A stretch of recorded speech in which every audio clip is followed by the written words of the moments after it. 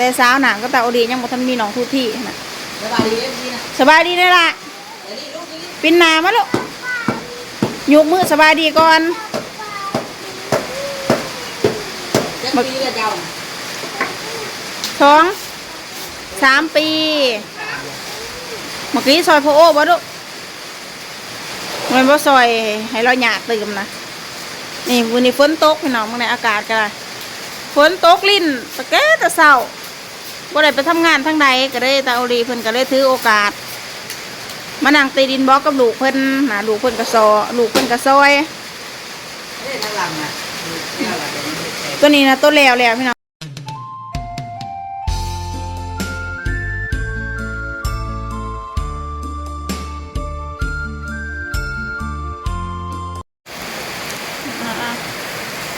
สบายดี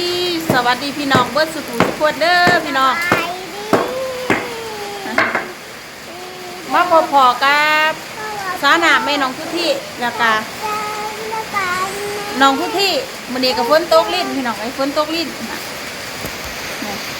ฝนตกลิ้นบ่ได้เฮ็ดหยังก็ได้เตาดีขึ้นมาตีลินบล็อกตีลินบล็อกแล้วสิมาโอ้ยจะจับแขนแม่เด้อลูกแล้วสิมาถ่าย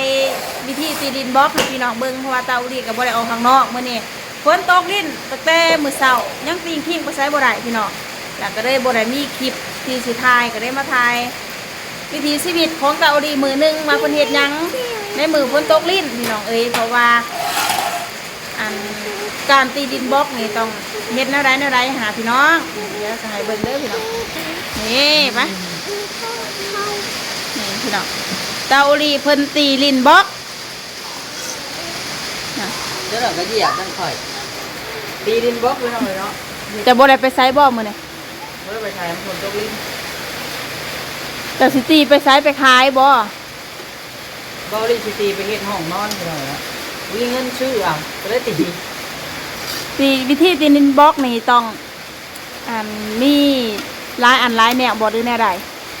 เดี๋ยวเฮามาเบิ่งเนาะพี่น้องเนาะก็บ่มีหยังหลายพี่น้องก็คือ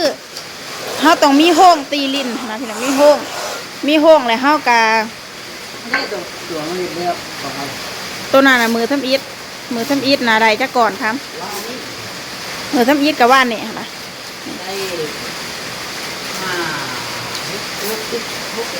ได้65บ่ต่อสอบติปูนสอบหนึ่งแห่งปูนสอบหนึ่งละกาเฮากับมาผสมกับขี้ลินทรายแล้วเฮากับขลุ่นให้มันเข้ากันแล้วเฮากะเอาน้ำโหดพี่น้องกะว่ากำได้แล้วเฮากะเอามาใส่โฮ่งแล้วเฮาก็สิตีทุบลงให้มันแน่นๆนะพี่น้องเฮามักขนสำไรเดือมักเนื้อไรก็แล้วแต่เฮามักเฮากะตีเอาขนาดถ้าเฮาไปซื้อเพิ่นกะแพงพี่น้องแต่เฮามาตีเองมันก็หลายแล้วก็ประหยัดงบไปอีกน้อยนึงเพราะว่าเตาดิเพิ่นสีตีห้องนอนว่าสิโกห้องนอนพี่น้องว่าสิโกห้องนอนก็ได้ห้องตีดินบล็อกนี่ซื้อไว้ตั้งแต่4-5 ปีที่แล้วแต่สาวหนังก็เตาดิยังบ่ทันมีน้องทุที่นะสบายดีพี่นะสบายดีนี่ล่ะปินหนามาลูกยกมือสบายดีก่อนจะปีละเจ้า3 ปีเมื่อกี้ซอยพ่อโอ้บ่ลูกมันบ่ซอยให้เราหยาดตื่มนะนี่วันนี้ฝนตกพี่น้องเมื่อในอากาศก็ฝนตกลิ้นตะแก่ตะเศร้าบ่ได้ไปทำงานทั้งใดก็ได้ตาอดีเพิ่นก็เลยถือโอกาสมานั่งตีดินบล็อกกับลูกเพิ่นนะลูกเพิ่นกระซอยตัวนี้นะตัวแล้วพี่น้องตัวตีมือว่านนี่ตัวนี้นะตีมือละเสาเครื่องสอบแล้วก็แรงเครื่องสอบพอทางสิตีเบอร์สอบมันก็สิบ่ค่อยแล้วนะเอามือละน้อยพี่น้องเอามือละน้อยแล้วก็ทายมันแห้งทามันแหลดนะมันสิแห้งไว้อยู่แต่เพิ่นตีมื้อคืนนี่ตอนแรงตัวนี้นะฝนก็ตกห้ามซ้ำก็ได้บ่แห้งคักก่อนก็สิบ่ใหญ่เพราะปานใดเด้อพี่น้องเด้อก็ประมาณนี้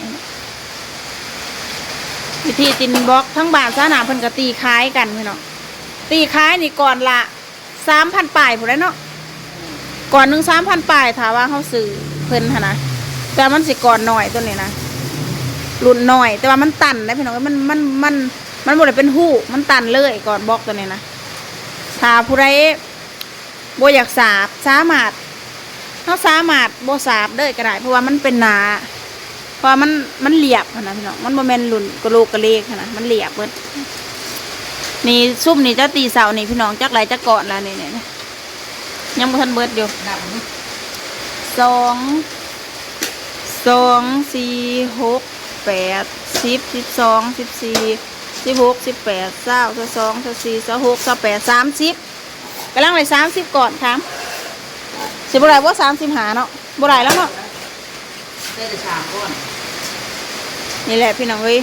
วิธีตีลินบล็อกกับบ่ได้มีพิธีดีตองอีสังดอก แสดงว่าประชุมปูนมันเข้ากัน แมน เขาอยากเล่นห้องเราจะว่า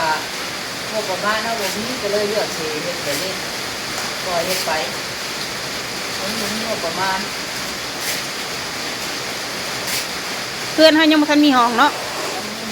แล้วมันยังโล่งอยู่หั่นนะบ่ทันได้คันห้อง แล้วมันเวลาเขาไว้ช่วงไว้พอแล้วมันยากเลยเวลาซื้อน้อยมาหลิบหรือว่าคนมาหลิบอย่างไรเขาไว้ช่วงไว้พอสำคัญหรือว่าหมู่เห็นหมดเนาะ แมนเห็นบ่นอนเฮาโพดหั่นน่ะ ก้อนทุกวัน เป็นหยังจะเอาขอถูกให้มันแดนบ่ นี่ต้องมันง่ายถือว่าเฮ้ยดู ลูกชายเพิ่นเครียดแล้วเครียดเลยค่ะ ที่ว่าลูกดีๆเราพ่อก็ให้ขึ้นมาส่ง เออ เอาไว้ลูกพออย่าให้แล้วมาฮุบเร็ว นั่นน่ะลูกชายเพิ่นเครียดแล้ว ว่าจะฮุบแล้ว กันเครียดแล้วมันหมูบอยู่แล้ว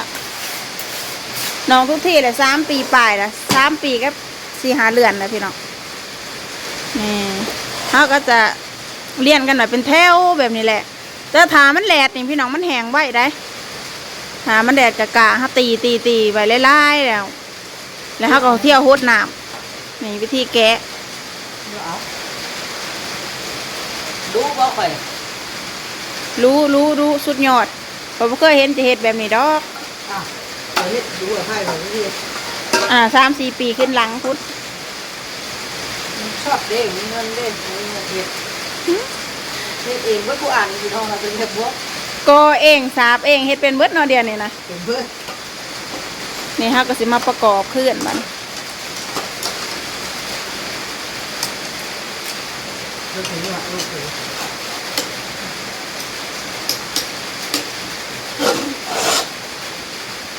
นาสิบ่ได้ร้ายหรอกพี่น้องลูกชายเพิ่นเครียด แหวเฮ็ดอยู่พอแล้ว เอาเว้ย ขอบ่ได้ให้ดิเฮ้ยเบิ่งสบายดีก่อนเครียดว่าพ่อบอกให้เอาดินไปไว้ โอ้ย เดี๋ยวไว้ก่อน พอยาเลยดอก โอ้ย พ่อบ่ได้หายได้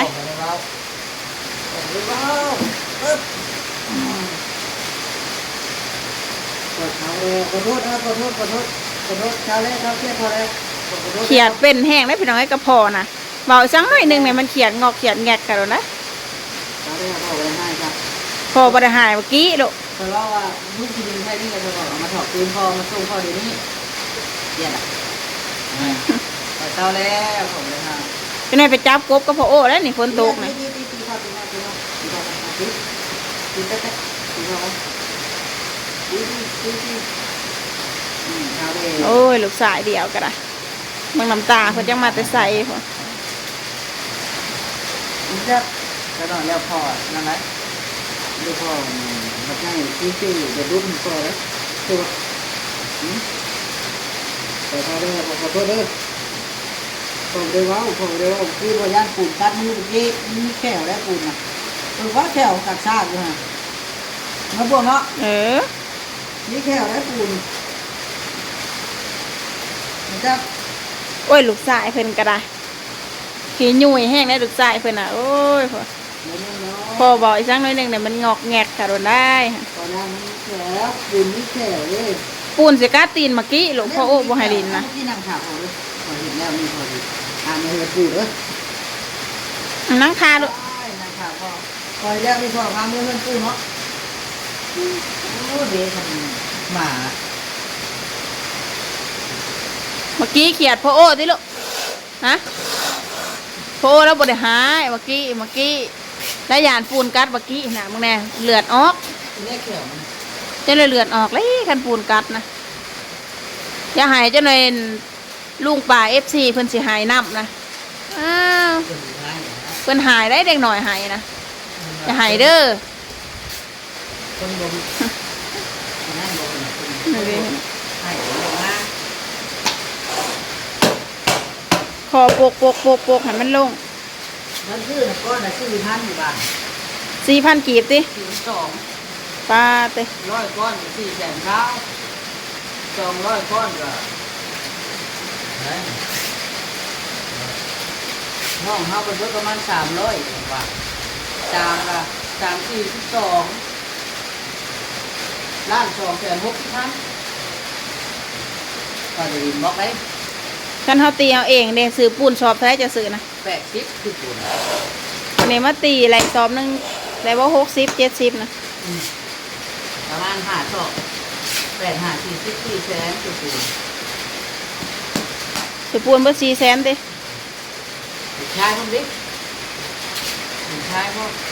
หาก็สิบ่เบิดประมาณเดียวกันบ่ ประหยัดปลาเดียวนั้นแต่ว่าเขาดินได้อยู่ชายมาก่อพ่อนี่ เออ แล้วเราซื้อเอาไปเขาซื้อได้ซื้อดินชายยังห้าซื้อดินชายพ่อจะซื้อดินชายกันเท่าไรแล้วเดี๋ยวว่า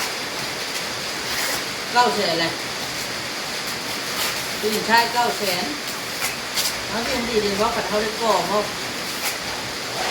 ได้2 เดือน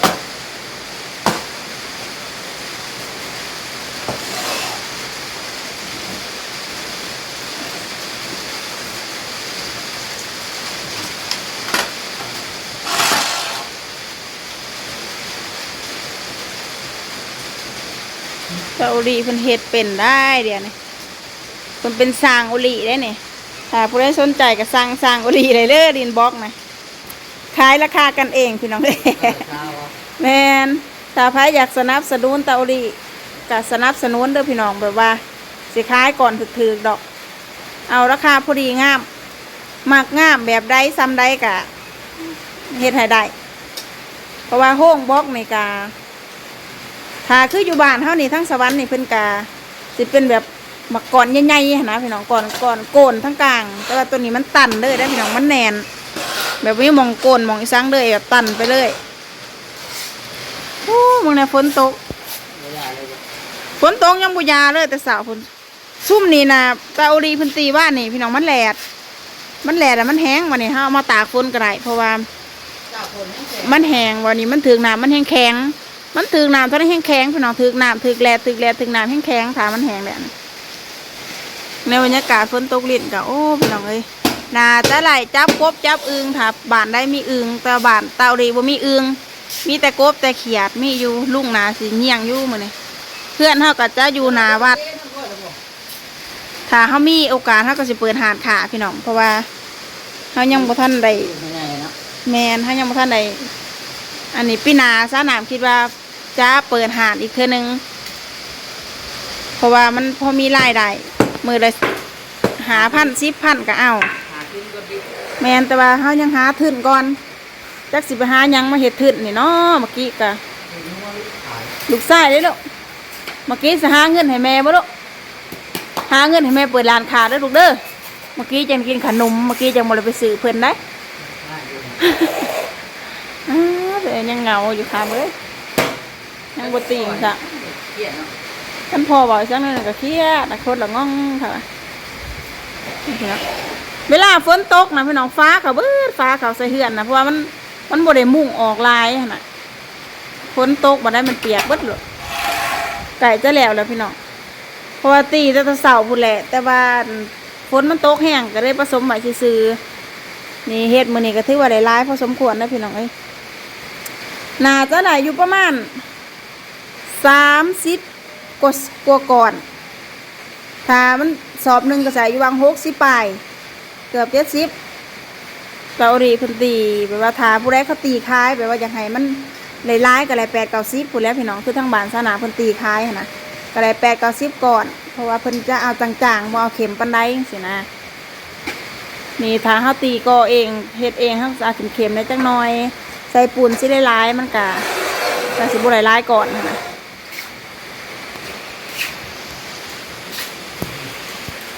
ซาหนามกับบริซอยยังเตาลีหรอกมีแต่ ซอยเป็นกำลังใจ ซอยเป็นกำลังใจก็ลูกไส้เพราะว่าซาหนามกะผสมปูนให้ยูพี่น้องไม่ได้โบเฮ็ดหยังผสมปูนให้สาวนี่ผสมปูนให้แล้วเตาลีเพิ่นกะมาตีเองนะมาเฮ็ดเองซาหนามกับเบิ่งลูกไส้ซาหนามเพิ่นเขี่ยเตาเนี่ยนะพี่น้องเอ้ยฝนตกลิ้นซาหนามไปอาบน้ำซาหัวแหละบ่ได้ออกหน้ากล่องน้ำตาโอริก็เฮิงได้นี่ประมาณหลายเดือนแล้วเนาะบ่ได้ออกกล่องน้ำตาโอริหั่นน่ะแต่มื้อนี้ออกกล่องหมดครอบครัวเลยมีน้องทุกที่แล้วก็สาหนามเองตาโอริเองก็นะจ้าฝนเช้าผู้ใดเพิ่นจักสิไปเวียกของเพิ่นเพราะทุกมื้อนี้ต้องลีนล้นได้พี่น้องเอ้ยต้องลีนล้นทำมาหากินสู่ขอบไผครัวมันเอาว่าผู้ใดก็ตามพี่น้องเอ้ยวิถีชีวิตของมนุษย์มนาเฮาพี่น้องหาบ่เด่นล้นกับบ่ได้กิน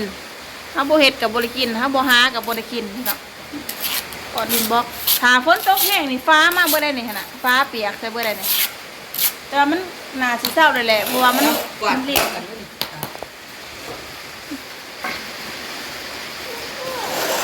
ให้แม่กวาดบ่ลูกเมื่อกี้ยาหายพอแล้วฮะ เท่าเลยดิอยากมันได้ก้อนหนึ่ง บ่ได้ก่อนใหญ่ก็เอาก่อนน้อยครับ ได้ก้อนหนึ่งครั้ง ติ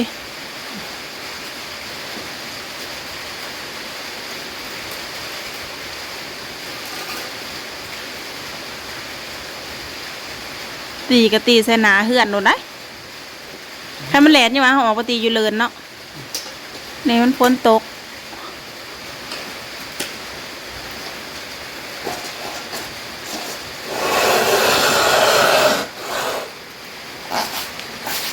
นาสิได้อยู่วางก่อนหนึ่งท่านบ่ได้ซะ ได้เดี๋ยวใช้กระดาษปุ่มใส่เนาะ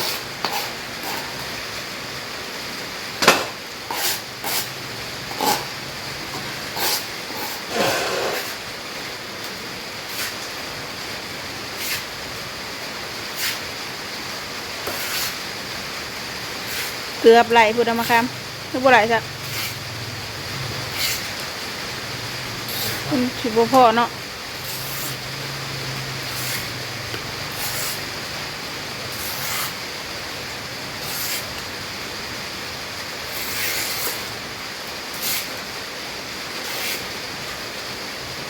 ว่าจะให้ได้อีกก่อนหนึ่งกับบ่ได้บ่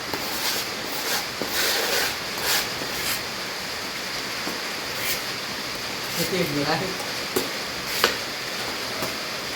กวนเอาคักๆให้มันเบิดผู้ดีก่อนมันแห้งนะฮะเก็บกองกันไว้บ้านนี้พี่น้อง มุกลงอีกก้อยได้ป่ะเนี่ย ฝ้อยนั่นน่ะ ต้องฝา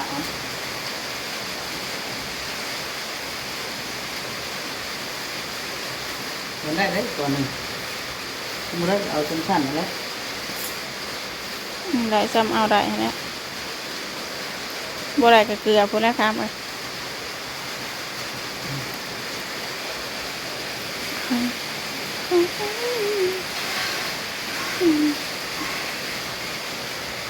วัดเอาเบิดให้มันพอ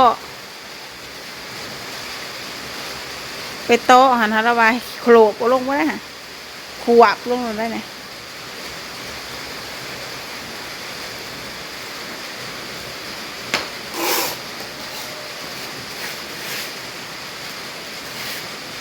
บ่พ่อคักหมดแล้วค่ะมึง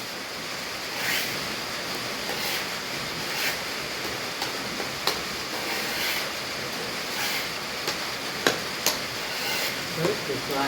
ได้จะเอาปีนมาให้ได้หน่อยมันได้ก้อนหนึ่ง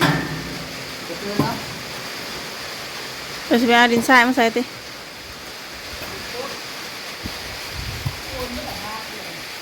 โกนแล้วฝนตกน้ำไหลจากอยู่น่ะปลายน้องทุกที่ยังติดอยู่พี่น้องเดี๋ยวปีหน้าสาหนามสิเปิดหานอีกขาอีกดึกสายแม่นางตะปอดเดี๋ยว ใส่ละแหมเมื่อกี้เขียนให้พ่อฮะสบลุฮะ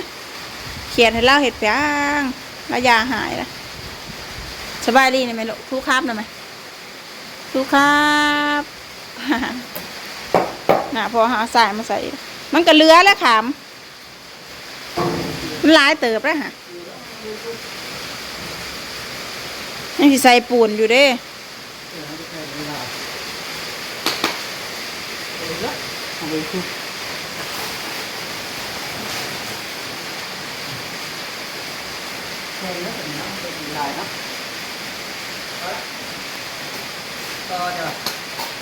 น้อยโผ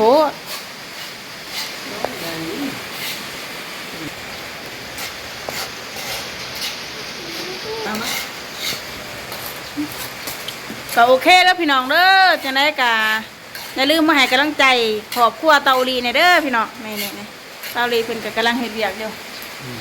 จะได้ก็ฝากกดไลค์กดติดตามให้เด้อพี่น้องเป็นกำลังใจให้พวกเฮาในพี่น้องให้สู้งานต่อไปลาพี่ลาน้องไปก่อนเด้อพี่น้องสบายดีสบายดีนั่นแหละสบายดีกันเนอะสบายดีกันเนอะสบายดีโอ้ยเฮ็ดตามีๆพอ